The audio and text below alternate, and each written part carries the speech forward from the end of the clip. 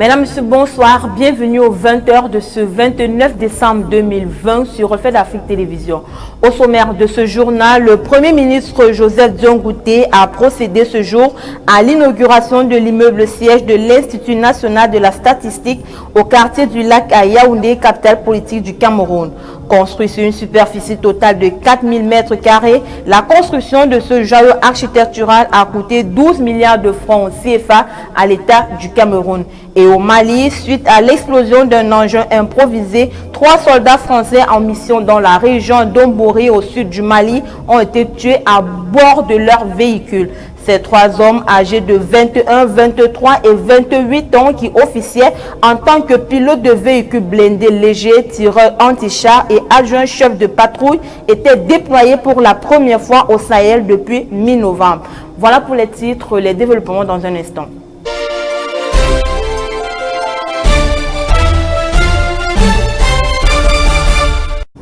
Bonsoir une fois de plus. Inspection du travail face à la crise sanitaire, enjeux, défis et perspectives. C'est le thème qui a encadré la conférence annuelle 2020 du ministère du Travail et de la Sécurité sociale. Les travaux se sont tenus ce mardi 29 décembre 2020 à l'amphithéâtre de l'ENAM à Yaoundé sous la présidence du ministre Grégoire Owona. Exposés, échanges et recommandations ont été au menu de cette traditionnelle rencontre annuelle entre les responsables des services centraux et déconcentrés de la Caisse nationale de prévoyance sociale et des partenaires sociaux. Le Premier ministre, le docteur Joseph Dion-Ngouté, a procédé ce 29 décembre 2020 à l'inauguration de l'immeuble siège de l'Institut national de la statistique au quartier du Lac à Yaoundé, capitale politique du Cameroun. Construit sur une superficie totale de 4000 mètres carrés, ce joyau architectural a coûté 12 milliards de francs CFA à l'État du Cameroun. Pendant la coupure du ruban inaugural, le Premier ministre avait à ses côtés le maire de la ville de Yaoundé, Luc Messia Tangana, le DG de l'INS, Joseph Tedou, le PCA de l'INS, Emmanuel Nganou Djoumessi, et Alamine Ousmane Mé, le ministre de l'économie, de la planification et de l'aménagement du territoire, par ailleurs ministère de tutelle de l'INS. Et il faut rappeler que l'Institut national de la statistique est un établissement public administratif créé par décret présidentiel du 20 avril 2001. Les routes de Kolesson, Ding et Nanga et Boko Bifogo sont désormais opérationnelles. D'une longueur respective de 89 km et 6 km, ces routes ont été ouvertes à la circulation hier 28 décembre 2020 au cours d'une cérémonie présidée par le ministre des Travaux publics Emmanuel Nganou Djoumessi. Liliane Foguen pour plus de détails.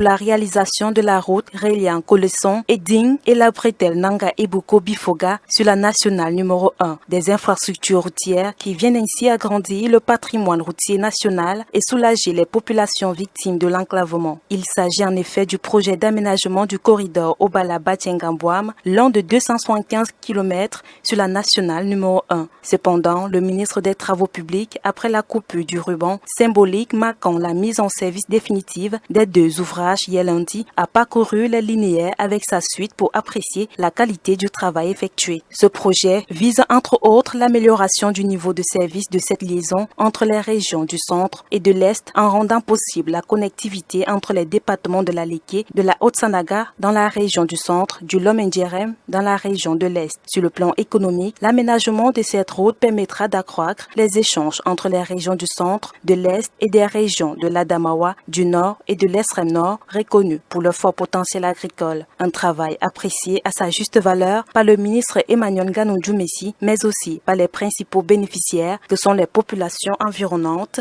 représentées par le maire de la commune de Nanga et Boko, ainsi que le sénateur de la Haute-Sanaga. Pour ces élus, l'ouvrage impacte déjà significativement les activités économiques, de même que la mobilité à travers ce département. La livraison de ces ouvrages, ainsi effectuée, vient matérialiser l'effort d'investissement de l'État du Cameroun dans le domaine des infrastructures routières. Ceci dans la mesure où ces projets sont entièrement financés par le budget d'investissement public. Parlons santé à présent. Le ministre de la Santé publique, les acteurs de la santé, les parlementaires et autres professionnels se sont réunis depuis le début de cette semaine dans son département ministériel pour faire un état sans complaisance de la lutte contre la pandémie au nouveau coronavirus, afin de trouver des stratégies pour continuer à aplanir la courbe de contamination. Thierry Nupia revient sur ces travaux. Maouda Malachi, le ministre camerounais de la Santé publique, a décidément le cœur à l'ouvrage. Depuis le début de la semaine, il préside une série de concertations et de consultations relatives à l'évaluation de la riposte gouvernementale contre la Covid-19. La première séance de travail a réuni les parlementaires, les ordres professionnels et les sociétés savantes. Maouda Malachi a indiqué aux responsables présents que la rencontre visait entre autres la recherche des stratégies pouvant améliorer la riposte contre la Covid-19 au Cameroun. Celle-ci devrait ainsi permettre d'examiner tous les aspects du dit dispositif dont les résultats n'ont pas été satisfaisants. Cette rencontre intervient, soulignons-le, dans un contexte où la pandémie de Covid-19 a pris un autre virage dans le monde. Alors que certains pays sont frappés par une troisième vague, l'on note que le coronavirus a muté avec une nouvelle souche apparue en mi-décembre en Angleterre, une mutation qui a fait paniquer le monde. Au regard de tout cela, Maouda Malachi a souligné avec emphase que le Cameroun doit resserrer ses rangs, surtout que le nouveau virus est déjà en circulation dans plusieurs pays d'Europe ainsi qu'en Afrique, notamment en Afrique du Sud. Il a invité à cet effet les communautés et toutes les parties prenantes à lutter, à veiller au respect des mesures barrières édictées par le gouvernement camerounais et préconisées par l'Organisation mondiale de la santé afin de continuer à planir la courbe de contamination au coronavirus. Après le propos liminaire du ministre de la Santé publique, le docteur Georges Alain Etundimbala, directeur de la lutte contre la maladie, les épidémies et les pandémies, a fait le briefing sur l'évolution de la pandémie sur l'ensemble du territoire national depuis la détection du premier cas de coronavirus au Cameroun en mars dernier. Les stratégies, soulignons-le, de lutte se sont basées sur plusieurs actions en relevant l'aspect majeur qu'est la décentralisation de la riposte. Le docteur Alain Georges Etundimbala rappelle que le gouvernement avait implémenté cet aspect afin d'impliquer tout le monde dans la lutte. Pour rendre plus facile le processus, il a par ailleurs souligné que le ministère de la Santé publique a non seulement équipé plusieurs laboratoires et formations sanitaires, mais en plus, des personnels de santé ont été formés dans plusieurs régions à la gestion de cette pandémie. Les hôtes du MinSanté, dont la vie est sollicitée, ont félicité le patron de ce département ministériel pour son dynamisme, la qualité du travail et l'énergie déployée dans le cadre de la gestion de cette pandémie. Parmi ces derniers se situe en bonne place l'honorable Cabral Libi, dont la question sur la vaccination nationale contre la Covid-19 a été relevée avec beaucoup d'intérêt. À cette préoccupation, Maouda Malachi a souligné que le dossier est déjà en étude au niveau de la présidence de la République. Selon lui, au stade actuel, le Cameroun n'a pas besoin du vaccin. Néanmoins, compte tenu des exigences internationales, notamment pour ceux qui vont devoir voyager et les personnes qui entrent au pays, le vaccin devient une nécessité incontournable. Espérons simplement que les recommandations tiennent la promesse des fleurs. Après avoir longtemps sombré dans l'abandon et l'oubli, la cellulose du Cameroun aura bientôt peau neuve grâce à la réhabilitation de ses bâtiments. Suite à la visite de certains membres du gouvernement dans la ville d'Edea, la Cellucam subira dans les prochains jours une mutation pour faire place à la Société camerounaise de l'industrie et de l'exploitation du bois.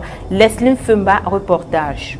Un phénix, la cellulose du Cameroun, en abrégé Cellucam, renaîtra bientôt sous un autre nom. Ceci a été annoncé le 28 décembre dernier dans la ville d'Edea par le ministre des Mines, de l'Industrie et du Développement technologique, Gabriel Dodo Ndoké, alors qu'il était à la tête d'une délégation d'une douzaine de ministres dépêchés sur le site de la future entreprise par le Premier ministre Joseph John Gouté. Cette entreprise, qui avait été abandonnée depuis des décennies après sa faillite, sera bientôt décontaminée et démantelée pour faire place à la Société camerounaise de l'industrie et de l'exploitation du bois, dont les installations seront faites dans les très prochains jours. Cette descente interministérielle fait suite à la signature d'un mémorandum il y a près d'un an entre la Société camerounaise de l'industrie et de l'exploitation du bois et le gouvernement par le biais du ministère des Mines, de l'Industrie et du Développement technologique pour la création d'une technopole forêt-bois sur le site de l'ex-Cellucam à Edea, chef-lieu du département de la Sanaga-Maritime, région du littoral. Il faut souligner que la CIB est une société de droit camerounais qui exerce dans la filiale bois depuis 2 décennies. Elle dispose d'une scierie dans la ville de de Compo, région du Sud. Son implantation sur le site de l'ex-cellule CAM consistera à l'installation des unités de production de première, seconde et troisième catégorie de transformation du bois, dont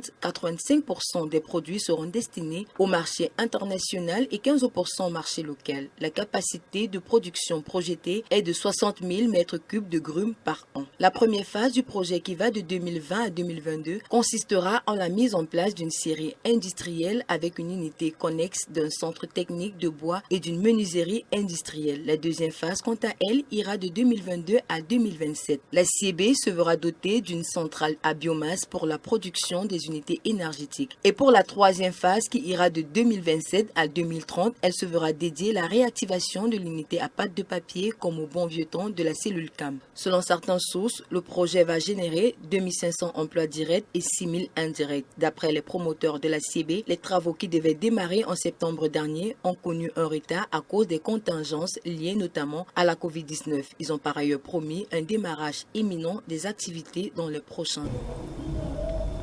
130 000 tonnes, c'est le déficit structurel dont fait face le Cameroun chaque année dans sa production d'huile de palme. Dans le but de remédier à cette perte, le Cameroun entend rendre son huile de palme compétitive au niveau international. C'est dans cette optique qu'une réunion de groupe de travail chargée de l'adaptation de la norme internationale de la table ronde pour l'huile de palme durable s'est tenue récemment à Yaoundé, à Douala. Leslie Fumba, une fois de plus.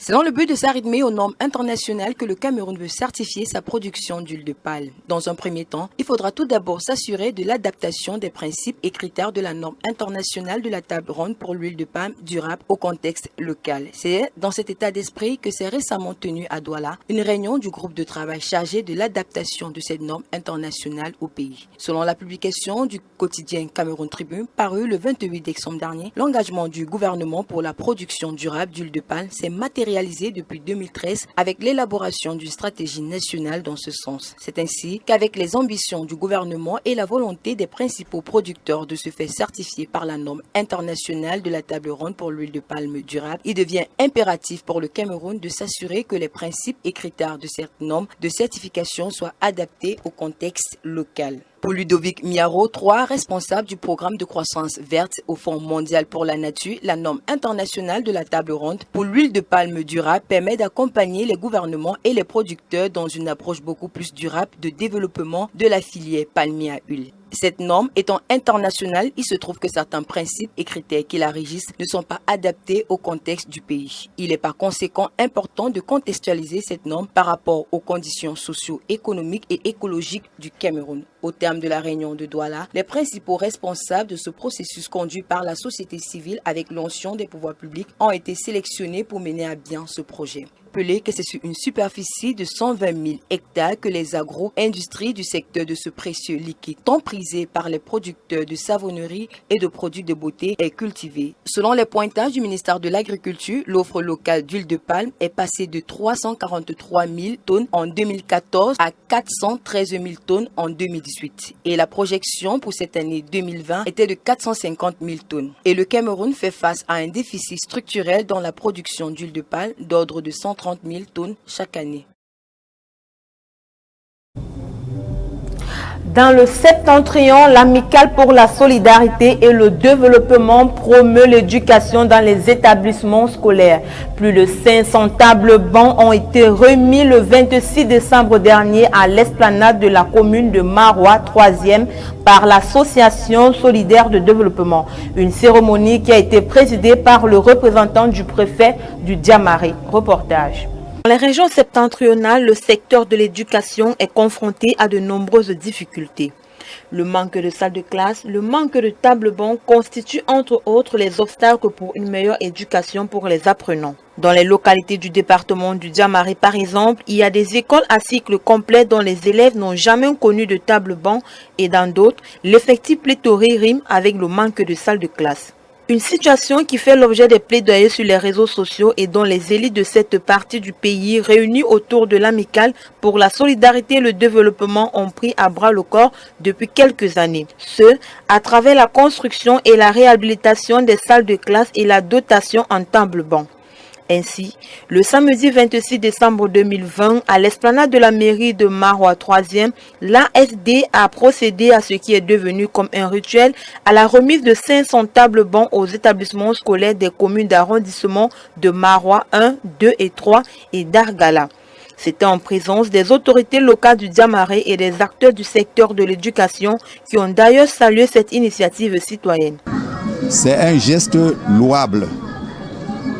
Et ça devrait faire un impact, c'est-à-dire pour que toutes les élites de l'arrondissement de Marois 1er, du Diamaré et de la région, c'est-à-dire de l'extrême nord, si chacun faisait à son niveau quelque chose pour le développement, c'est-à-dire de l'éducation de base dans la région de l'extrême nord, dans le département du Diamaré et plus précisément dans l'arrondissement de Marois 1er. Où il vient quand même répondre à un besoin criard au niveau des écoles, que ce soit ici dans les 3 arrondissements, à savoir Marois 1er, Marois 2e, Marois 3e.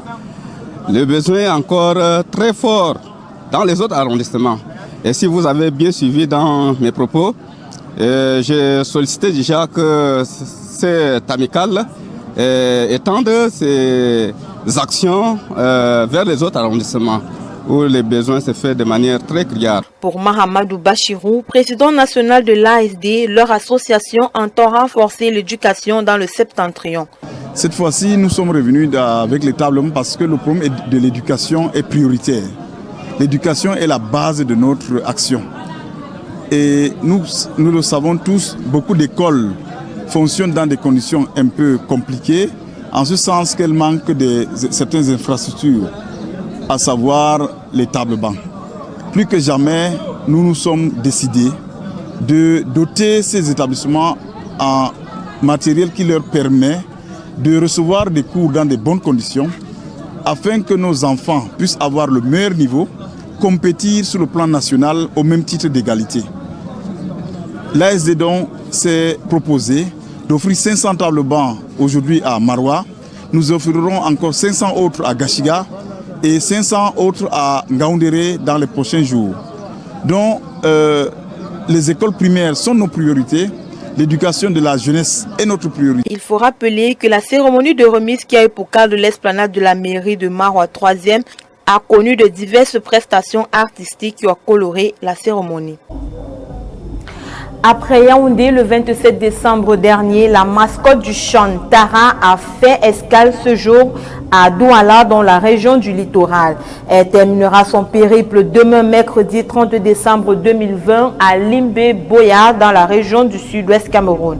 Selon le ministre des Sports et de l'Éducation physique, le professeur Narcisse Moinlet Kombi, la mascotte Tour a pour but de créer une symbiose autour de cet événement sportif et d'inciter le public à se rendre dans les stades.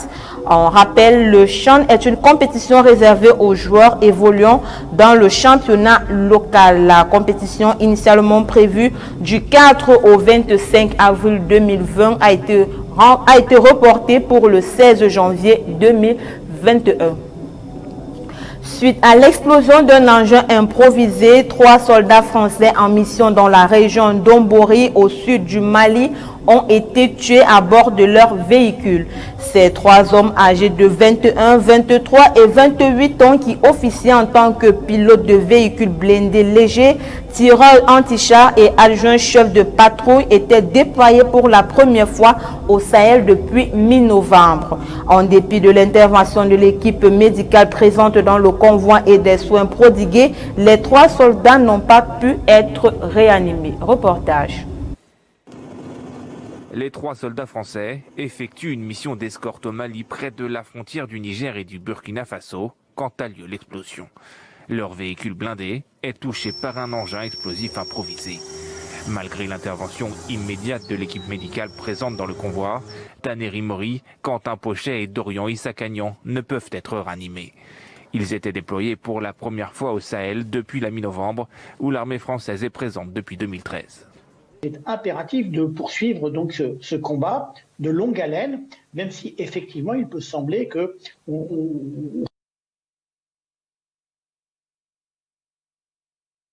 Français en mission dans la région d'Ombori, au sud du Mali, ont été tués à bord de leur véhicule. Ces 3 hommes âgés de 21, 23 et 28 ans qui officiaient en tant que pilotes de voitures blindées légers, tireurs anti-chars et adjoints chefs de patrouille étaient déployés pour la première fois au Sahel depuis mi-novembre. En dépit de l'intervention de l'équipe médicale présente dans le convoi et des soins prodigués, les 3 soldats n'ont pas pu être réanimés. Nous n'avons pas cet élément en la réalisation. Le président Roch Marc Kaboré du Burkina Faso a officiellement pris fonction hier pour un second mandat de 5 ans. C'était au cours d'une cérémonie d'investiture qui a vu la présence de plusieurs chefs d'État de l'Afrique de l'Ouest. 5 morts, c'est le bilan de l'altercation qui a eu lieu hier 28 décembre 2020 à Nguezou en Côte d'Ivoire entre des personnes de communautés différentes. Après la Guinée, c'est le pays de Didier Drogba qui connaît des violences communautaires. Le round-up de Thierry Blanchassop. Le président Roch Christian Kaboré du Burkina Faso a été investi pour un second mandat de 5 ans hier lundi, 28 décembre. Plusieurs présidents ouest-africains ont assisté à cette investiture. Il a juré devant le peuple burkinabé et sur son honneur de préserver, de respecter, de faire respecter la Constitution et les lois et de tout mettre en œuvre pour garantir la justice à tous les habitants du Burkina Faso. Roch Christian Kaboré avait été élu à l'issue de la présidentielle du 22 novembre dernier avec 57,74% des voix au premier tour. En Côte d'Ivoire, un conflit communautaire a occasionné la mort d'au moins 5 personnes et plusieurs dégâts matériels à Guézon, une localité située dans le département de Ndouékoué dans l'ouest ivoirien. Selon les faits rapportés par des témoins, ce conflit est né d'une dispute entre des jeunes autochtones et un chasseur traditionnel communément appelé Dozo. Grièvement blessé, le Dozo a finalement succombé à ses blessures après son évacuation à Yamoussoukro. Les représailles suite à cette mort ont occasionné ainsi des affrontements entre les deux communautés. La gendarmerie est descendue sur les lieux pour jouer le rôle de médiateur entre ces deux communautés afin de ramener la quiétude dans cette localité. Le président... C'est tout pour cette édition de 20h de ce 29 décembre 2020 sur Fun Afrique Télévision. Les programmes sont en continu sur nos différentes plateformes médias. Restez connectés.